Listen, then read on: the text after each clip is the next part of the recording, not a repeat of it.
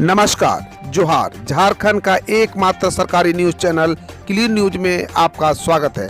समस्या किसान से जुड़ा हो या हो पारा शिक्षकों का मुद्दा, हर खबर पर होगी हमारी पैनी नज़र। सभी खबर सिलेक्टेड और काम की है, तो वीडियो के अंत तक बने रहें। साथ ही आप न्यूज को किस गांव या शहर से देख रहे हैं, हमें कमेंट में ज़रूर बताइए। आज का लाइक हम 100 रखते हैं, उम्मीद है कि आप इसे पूरा करेंगे। और रोजाना पंचायत चुनाव का अपडेट पाने के लिए चैनल को सब्सक्राइब कर बेल आइकन को प्रेस करें। तो चलिए जानते हैं आज का मुख्य समाचार। झारखंड बोर्ड की परीक्षा में होगी सख्ती, 10वीं और 12वीं के लिए अहम बातें। झारखंड में मैट्रिक और इंटर बोर्ड परीक्षा की तैयारी पूरे जोशों से की जा रही है। सेंटर पर विशेष व्यवस्था के लिए इंतजाम किए जा रहे हैं। परीक्षा को लेकर जिले में प्रशासनिक कवायद तेज कर दी गई है। सभी शिक्षा पदाधिकारियों और विद्यालय प्रधानों को दिशा निर्देश दिया गया है कि परीक्षा शांतिपूर्ण तरीके से संपन्न करवाई जाए। परीक्षा करवाने की तैयारी के संबंध में सोमवार को उपायुक्त की अध्यक्षता में बैठक आयोजित की गई, जिसमें कई अहम फैसले लिए गए।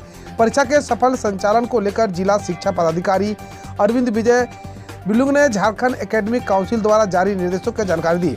उपायुक्तों ने भी जैक द्वारा जारी निर्देश का 100% अनुपालन करने की बात कही।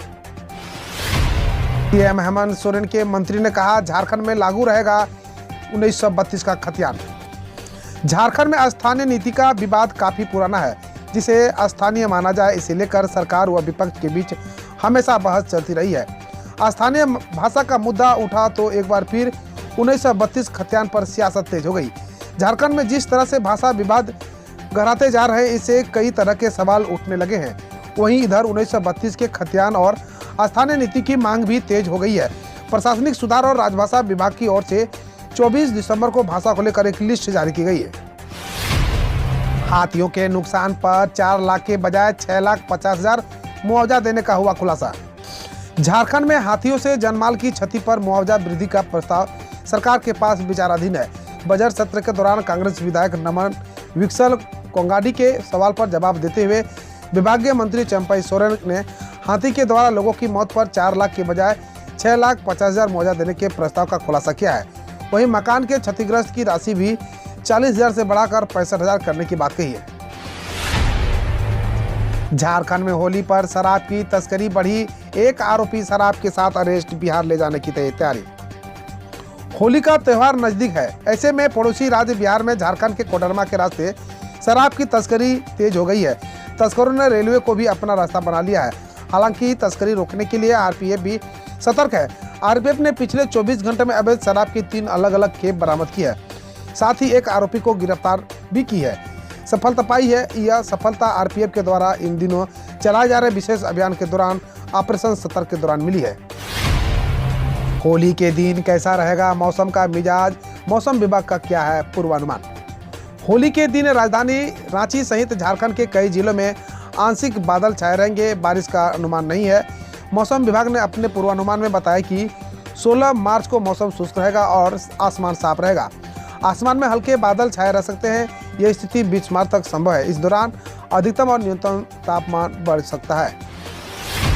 चंपई सोरेन ने कहे, झारखंड में शुरू होगी ग्रामीण बस परिवहन योजना।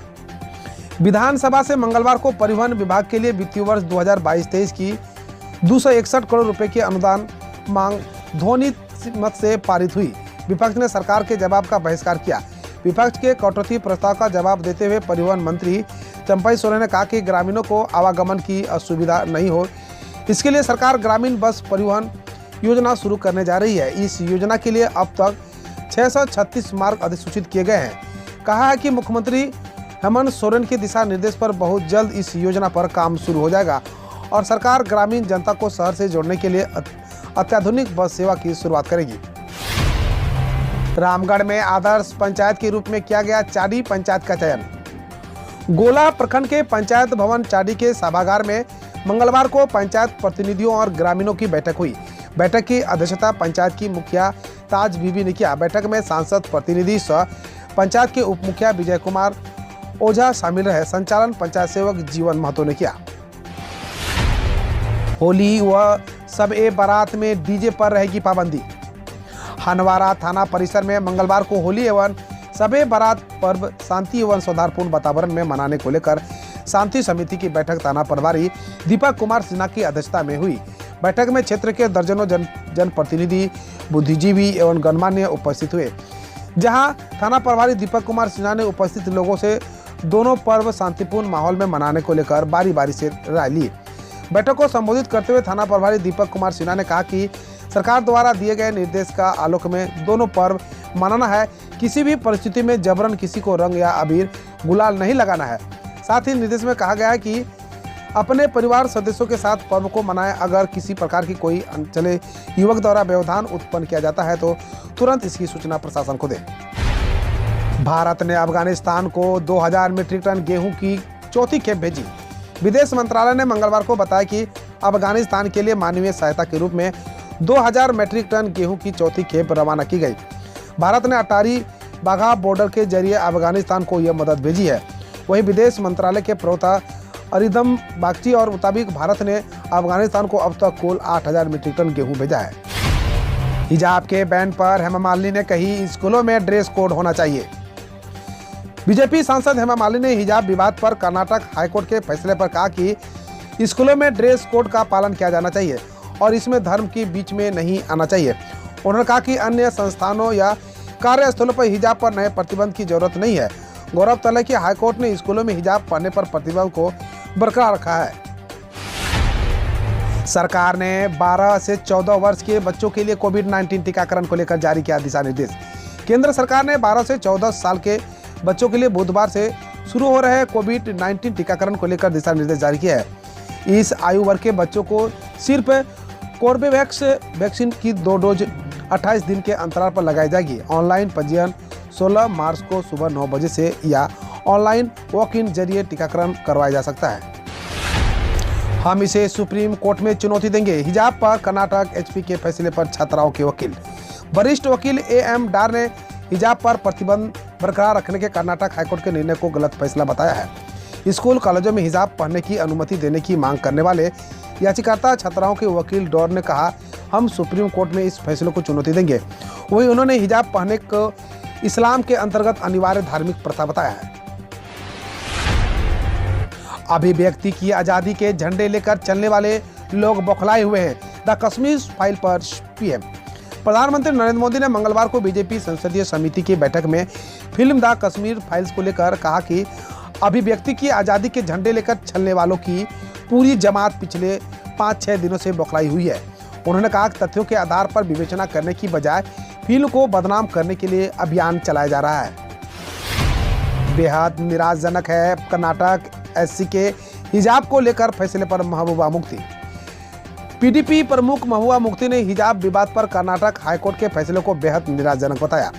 उन्होंने ट्वीट किया, एक तरफ हम महिलाओं के सशक्तिकरण की बात करते हैं और दूसरी ओर हम उन्हें एक साधारण विकल्प के अधिकार से वंचित कर रहे हैं।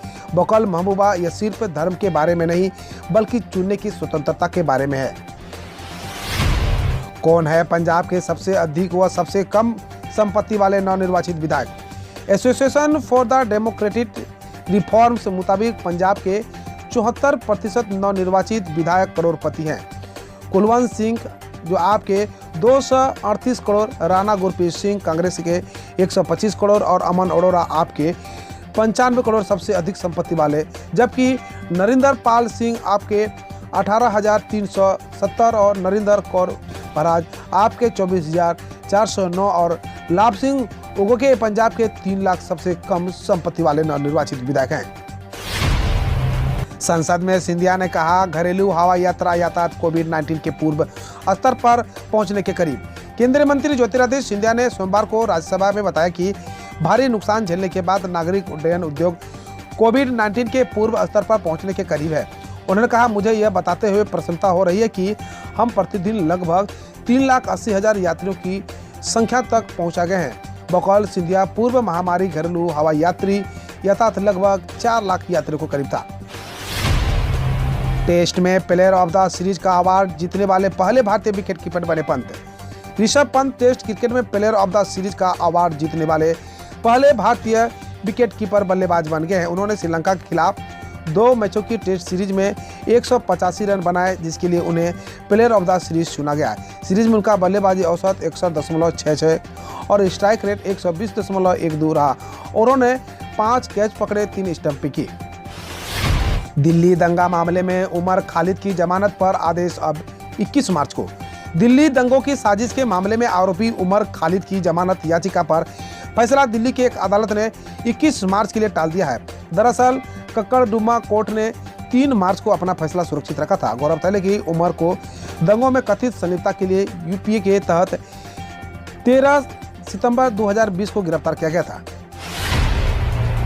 खड़गे ने कहे 5 राज्यों में कांग्रेस के हार के लिए अकेले गांधी परिवार जिम्मेदार नहीं। कांग्रेस नेता मल्लिकार्जुन खड़गे ने कहा कि रविवार को कांग्रेस कार्य समिति के बैठक में पार्टी प्रमुख सोनिया गांधी से कहा कि 5 राज्यों में कांग्रेस के हार के लिए गांधी परिवार अकेले जिम्मेदार नहीं है। उन्होंने कहा कि राज्य का हर नेता व सांसद जिम्मेदार है, गांधी परिवार नहीं।